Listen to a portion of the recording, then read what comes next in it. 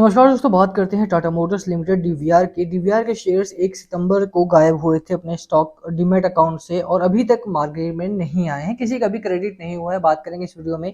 तीसरी वीडियो है ये इसके ऊपर। आई एम नॉट श्योर कि किन लोगों ने 2 वीडियो देखी है या नहीं देखी है। कोई बात नहीं, इसमें फाइनल इन्फॉर्मेशन मिल चुकी है। रजिस्ट्रार के बाद मैंने बात भी किया, जो भी इन्फॉर्मेशन थी मैंने पिछले 2 वीडियो में भी शेयर किया था। रजिस्ट्रार को मेल भी किया था। रजिस्ट्रार के मेल का जवाब आने तक का वेट था।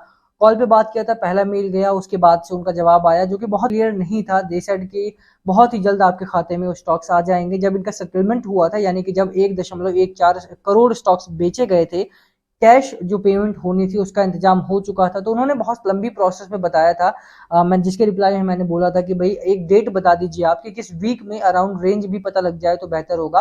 तो उनका जवाब आ चुका है। बात करेंगे इस वीडियो में कि क्या डेट उनकी तरफ से आई है। पूरी बात होगी, पूरी चर्चा होगी। चलिए स्टार्ट करते हैं इस वीडियो को। बट उससे पहले अगर आप चैनल पर नए हो तो प्लीज चैनल को सब्सक्राइब कर दो, हिट दैट बेल आइकन, ताकि आपको नोटिफिकेशन मिल सके। चलिए स्टार्ट करते हैं। आई एम श्योर बहुत इरिटेशन होती है जब भी इस तरह से कोई टालता रहता है कि यार मैं बताऊंगा बट अभी नहीं बताऊंगा, पूरी वीडियो देखो तब पता चलेगा आपको। लेट मी टेल यू, मैं सबसे पहले आपको डेट ही बता देता हूँ। देखिए 27 सितंबर को आपको जो स्टॉक्स है वो आपको मिल जाएंगे। Do not worry about it. 27 सितंबर को मैंने डेट आपको पहले इसलिए बता दिया है। देखिए मुझे बहुत इरिटेशन होती है जब कोई टालता रहता है कि पूरी वीडियो देखो उसके बाद ही मैं आपको डेट बताऊंगा। तो I am not one of those people जिसको व्यूज के लिए यहाँ पे वीडियोस करना है। I am just here to share information जो आपको चाहिए। 27 सितंबर डेट उनकी तरफ से आई है कि 27 सितंबर के करीब में आपको एक दिन आगे पीछे आपको यहाँ पर स्टॉक्स जो है आपके खाते में आ जाएंगे। 1-2 दिन आगे पीछे इसलिए बोला है उन्होंने क्योंकि अगर आपका जैसे देखिए डायरेक्टली आप बैंकिंग से के साथ जुड़े हुए हैं, डायरेक्ट आपका जो बैंकिंग डीमैट अकाउंट है, तो वहां पर थोड़ा जल्दी आ सकता है। बट अगर आप डिस्काउंट ब्रोकरेज हाउसेस के साथ जुड़े हुए हैं, जैसे अपस्टॉक हो गया या फिर काइट हो गया, ज़रोदा हो गया, तो इनमें मे बी 1-2 दिन का लैग हो सकता है, लैगिंग पीरियड हो सकता है। उसकी वजह से यहाँ पे 27 से 1+2 आप मान के चलिए, +-2 आप मान के चल सकते हैं। +2 ही मान के चलिए, माइनस नहीं, हाँ, बट +2 आप मान के चल सकते हैं कि 27+2 आप यहाँ पर लेकर के चलिए कि 29 सितंबर तक आपको खाते में जो है स्टॉक्स आ जाएंगे। ऑब्वियस सी बात है कि कल 23 है, 23 के बाद मार्केट शुरू होगा, तो 27 को अराउंड वेडनेसडे थर्सडे के करीब पहुंचेगा, तो उसके हिसाब से आप यहाँ पर लेकर के चल सकते हैं। ओवरऑल अगर आप देखिए कुछ बड़ी इंफॉर्मेशन और भी है मेरे पास, उनको भी शेयर कर देता हूँ। अगर आप सिर्फ डेट जानने आए तो आपको डेट मिल चुकी है, आप बंद करके जा सकते हैं। अब बात करें कुछ बड़ी और खबरों की। देखिए ओवरऑल कंडीशंस क्या थी कि जब 1. अब किसको पैसा मिलेगा, किसको स्टॉक्स मिलेगा, हम इसकी भी बात कर लेते हैं इसी वीडियो में, क्योंकि इसकी भी जानकारी उनकी तरफ से आई है। तो ओवरऑल जैसे बहुत सारे कमेंट आए कि थे कि मेरे पास 2 स्टॉक है, मेरे पास 3 स्टॉक है, तो मुझे क्या मिलेगा।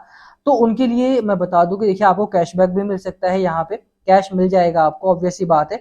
जैसे मान लीजिए 10:7 के रेशियो में आपको स्टॉक मिलने वाला है यहाँ पे, तो अगर आपके पास 10 डीवीआर के स्टॉक्स रहे हैं तो 7 स्टॉक आपको यहाँ पर टाटा मोटर्स के मिल जाएंगे।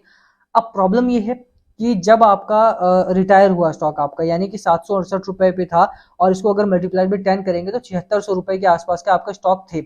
और वहीं पर अगर आप देखेंगे तो टाटा मोटर्स का जो स्टॉक आ चुका है वो 970 पे आ चुका है। एंड दैट टू अगर आप 7 ही मिलेगा तो 6300 के करीब ही आपका यहाँ पर हो जाएगा। ठीक है, तो यहाँ पर काफी लॉस होगा आपको, ऑब्वियस सी बात है यहाँ पे। तो उस लॉस को मैनेज करने के लिए may be they will compensate, और may be you will have to hold the stock for more than 3 months, क्योंकि उसके बाद ही आपका जो पैसा है वो रिकवर हो पाएगा। क्योंकि ऑब्वियस सी बात है, जिन लोगों ने रिसेंटली बाय किया था, जिन लोगों ने सितंबर में, अक्टूबर में ही, मतलब उससे पहले ही बाय किया, अगस्त में जिन लोगों ने बाय किया है, उनकी बाइंग तो हाई प्राइस पर ही रहेगी, उनकी बाई 750 के ऊपर ही रहेगी, और उनको 7500 रुपए के करीब का अगर उन्होंने बाय करा है, और जब आज उनको स्टॉक्स मिलेंगे तो 6300 रुपए के करीब में ही मिलेंगे, जो कि बहुत बड़ा लॉस होगा एक तरीके से देखा जाए तो, पर शेयर भी अगर आप देखें तो भी।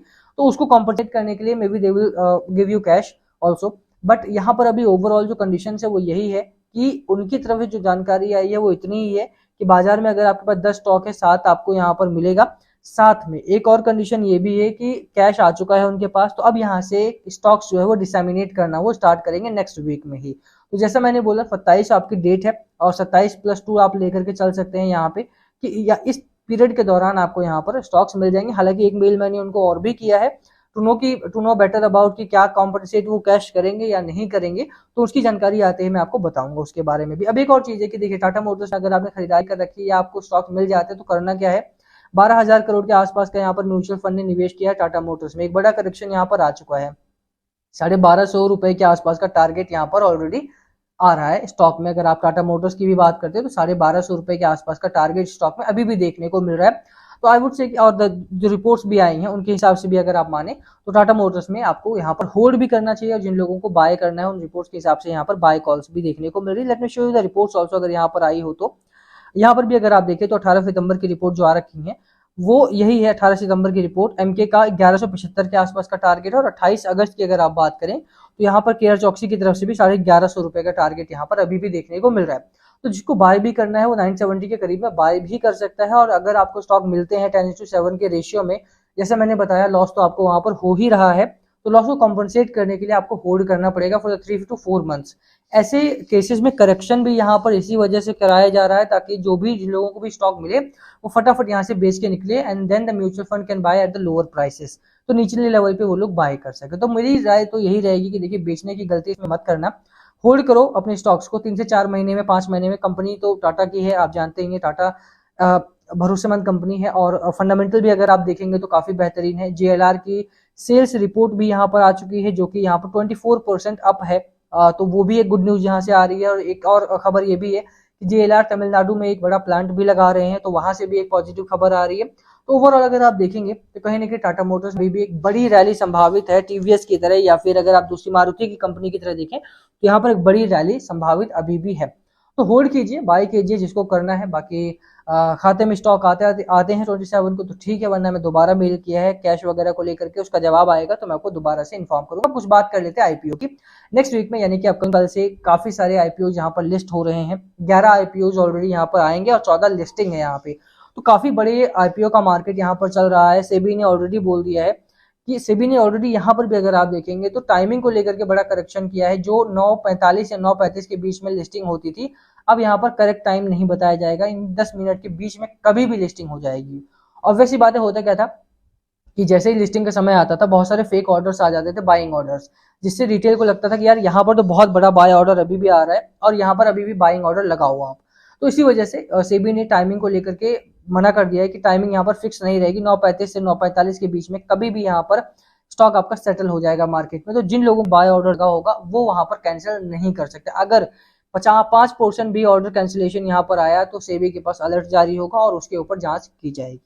तो ऑब्वियस सी बात है कि जिस तरह से आप देखिए एक हफ्ते में 11 आईपीओ लॉन्च हो रहे हैं, यहाँ पे 14 लिस्टिंग आ रही है यहाँ पे, तो इस केस में आप देखेंगे कि सेबी का ये बड़ा कदम है। मुझे लगता है कि इससे बहुत ज्यादा फायदा भी रिटेल इन्वेस्टर को तो कम से कम होता हुआ देखने को मिलेगा ही। बात करें कौन कौन से आईपीओ नेक्स्ट वीक में आ रहे हैं, तो मानवा फाइनेंस का आ रहा है, एनबीएफसी कंपनी है, केयरान हीट एक्सचेंज का रहा है। ओवरऑल अगर देखेंगे तो दो आईपीओ यहाँ पर है। वोल 3D इंडिया आईपीओ आ रहा है जो 3D प्रिंटिंग सॉल्यूशन प्रोवाइड करते हैं। इंडिया में बहुत बड़ा मार्केट नहीं है 3D प्रिंटिंग का, तो यहाँ पर मुझे बहुत बड़ा लिस्टिंग गेन देखने को नहीं मिल रहा है। अगर कंपनी के तौर पर देखा जाए तो 25 करोड़ का तो आईपीओ है, तो मुझे नहीं लगता कि इनका, अगर हेड ऑफिस की भी फोटो आप देख लेंगे तो आई एम श्योर आप यहाँ पर निवेश नहीं करेंगे। तो उस तरह की कंपनी ये है अभी तक। अब बाकी बात करें, रैपिड वॉल्व्स का आईपीओ है यहाँ पे, टेक इरा इंजीनियरिंग का है, यूनिलेक्स कलर का है, थिंकिंग हेड का है, दिव्य धन रिसाइकलिंग का ही आईपीओ आ रहा है यहाँ पे, फोर्ज ऑटो इंटरनेशनल का आईपीओ आ रहा है, सहस्रा इलेक्ट्रॉनिक सॉल्यूशन का आईपीओ आ रहा है। अच्छा एक और चीज है, फोर्ज ऑटो इंटरनेशनल लिखा हुआ है, दैट डजंट मीन की इंटरनेशनल कंपनी है। 31 करोड़ का तो आईपीओ लॉन्च कर रहे हैं, इनका भी हेड ऑफिस देखेंगे तो आप निवेश तो नहीं ही करेंगे यहाँ पे, ठीक है। तो उस तरह की कंपनी है ये भी। शाज होटल्स का आईपीओ यहाँ पर आ रहा है, 27 करोड़ का यहाँ पे मापअप है, और 65 रुपीज आसपास का यहाँ पर प्राइस बैंड रखा गया है स्टॉक का। जो जिन लोगों की लिस्टिंग है, लिस्टिंग में 2-3 नाम बड़े हैं, कलाना इस्पात है, एसडी रिटेल है, फिनिक्स ओवरसीज है, अभी अंश है, और कुछ और लिस्टिंग यहाँ पर है, वेस्टर्न कैरियर्स की है, आरके डेवलपर की है, नॉर्दर्न आर्क की है, नॉर्दर्न आर्क कैपिटल की है यहाँ पे। तो बड़े आईपीओ आप यहाँ पर लॉन्च होने वाले हैं, और बहुत सारे आईपीओ यहाँ पर लिस्ट होने वाले हैं, उन पर भी नजर रख सकते हैं आप यहाँ पे। बाकी नेक्स्ट वीक अपना स्टॉक भी आ जाएगा तो उस पर भी नजर रखें। स्टॉक मार्केट में भी आप देखेंगे तो आईपीओ की हीट चली हुई है, ऐसे में भटकना नहीं है, just for the listing gains निवेश ना करें। एक बजाज अच्छा आईपीओ था वहां पे जो निवेश करने लायक था, उससे पहले ओला था।